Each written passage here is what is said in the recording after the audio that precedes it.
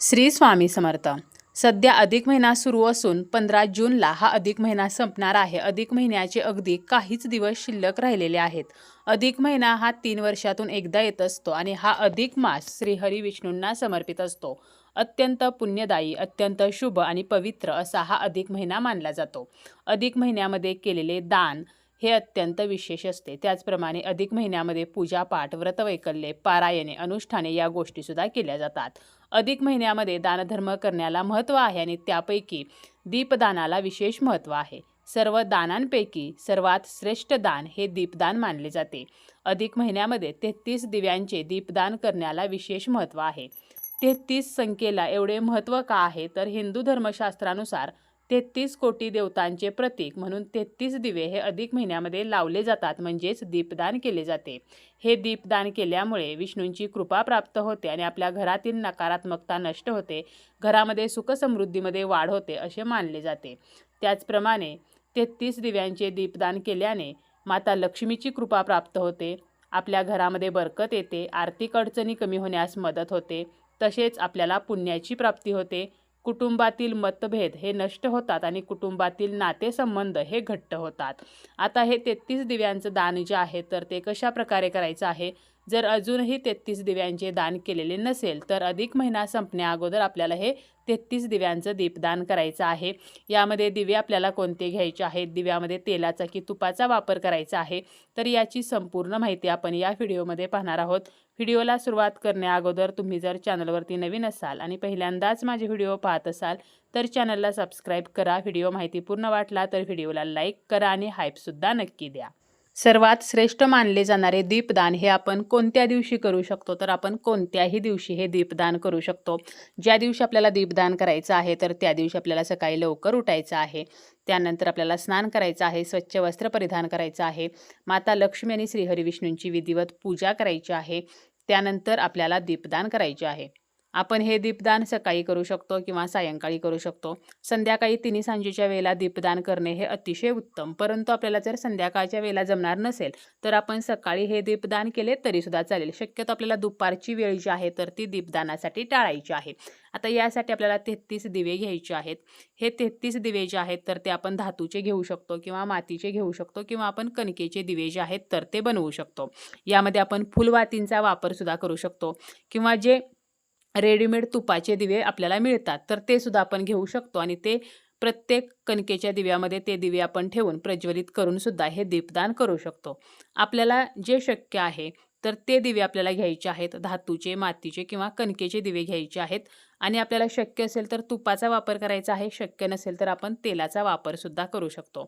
आता दीपदान जे आहे तर ते आपण कोणकोणत्या ठिकाणी करू शकतो आणि कशा प्रकारे करायचं आहे तर हे सुद्धा आपण व्हिडिओमध्ये पाहणार आहोत.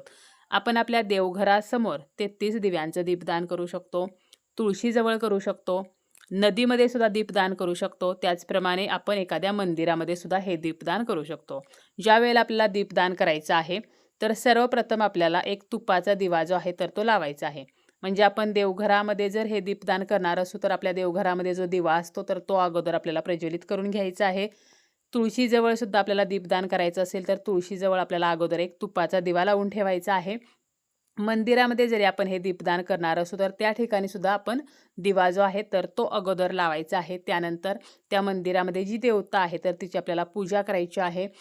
त्यानंतर आपण जर देवघरासमोर हे दीपदान करणार असू तर आपल्या देवघरामध्ये जे श्रीहरी विष्णू आहेत, माता लक्ष्मी आहेत तर त्यांची आपल्याला अगोदर पूजा करायची आहे. म्हणजे आपल्याला त्यांना गंध पुष्प जे आहे तर ते अर्पण करायचं आहे आणि यानंतर आपल्याला हे 33 दिवे जे आहेत तर ते प्रज्वलित करायचे आहेत.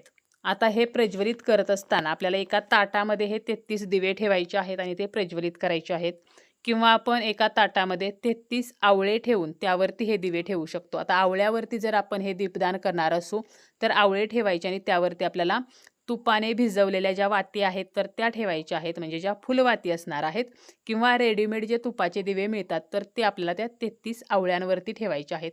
किंवा आपण नाण्यावर सुद्धा हे दीपदान करू शकतो. म्हणजे एका ताटामध्ये 33 नाणी ठेवायची आणि त्यावरती हे तुपाचे रेडीमेड दिवे जे आहेत तर ते ठेवायचे आहेत. आपल्याला जर आवळ्यांवर, नाण्यांवर जर दीपदान करायचं नसेल तर डायरेक्ट ताटामध्ये आपण हे 33 दिवे ठेवायचे आहेत, ते प्रज्वलित करायचे आहेत. अशा प्रकारे आपल्याला हे देवघरासमोर दीपदान करायचं आहे. अशाच प्रकारे आपण तुळशीसमोर सुद्धा 33 दिव्यांचं दीपदान करू शकतो. एखाद्या मंदिरामध्ये सुद्धा आपण करू शकतो.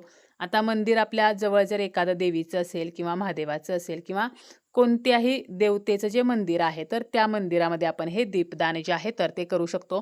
सायंकाळच्या वेळेला आपण मंदिरामध्ये दीपदान केले तर आपल्याला त्याचे जास्त पटीने पुण्य जे आहे तर ते प्राप्त होत असते. तसेच आपण नदीमध्ये सुद्धा हे दीपदान करू शकतो. आता नदीमध्ये दीपदान करत असताना आपल्याला एक केळीचं पान घ्यायचं आहे किंवा पत्रावळी घ्यायची आहे. त्यावरती आपल्याला 33 दिवे ठेवायचे आहेत, ते प्रज्वलित करायचे आहेत. त्या अगोदर आपल्याला नदीला हळदी, कुंकू, अक्षता, फूल अर्पण करून नदीची पूजा करायची आहे आणि हे जे 33 दिवे आहेत तर ते आपल्याला नदीमध्ये प्रवाहित करायचे आहेत, जेणेकरून ते पाण्यावरती तरंगतील. म्हणून आपल्याला केळीचं पान किंवा पत्रावळी जी आहे तर ती घ्यायची आहे. तर अशा प्रकारे 33 दिव्यांच्या दीपदानाला या अधिक मासामध्ये खूप महत्त्व आहे. पुन्हा हा अधिक महिना 3 वर्ष येणार नाही, त्यामुळे आपण नक्कीच अजूनही जर दीपदान केलेले नसेल तर 33 दिव्यांचं दीपदान जे आहे तर ते आपल्याला करायचं आहे. नदीची आपण ओटी जी आहे तर ती सुद्धा या अधिक महिन्यामध्ये भरत असतो, नदीला वाण देत असतो. त्याचप्रमाणे आपण गाईला सुद्धा वाण देत असतो. नदीला आपण कशाप्रकारे वाण द्यायचं आहे, गाईला कशाप्रकारे आपण वाण देऊ शकतो, याचे इन डिटेल व्हिडिओ आपल्या चॅनलवरती आहेत. अजूनही जर तुम्ही ते व्हिडिओ पाहिलेले नसतील तर नक्की तुम्ही ते व्हिडिओ पहा आणि नक्की अधिक महिना संपण्या अगोदर नदीला वाण द्या, गाईला सुद्धा वाण द्या, ज्यामुळे आपल्या घरामध्ये बरकत येईल. आपल्याला त्याचे पुण्य जे आहे तर ते प्राप्त होईल. कारण अधिक महिन्यामध्ये केलेली कोणतीही पूजा असेल, कोणतीही सेवा असेल किंवा कोणताही दानधर्म असेल तर तो कधीही वाया जात नाही. श्री विष्णूंच्या कृपेने आणि माता लक्ष्मीच्या कृपेने त्याचे पुण्य आपल्याला प्राप्त होत असते.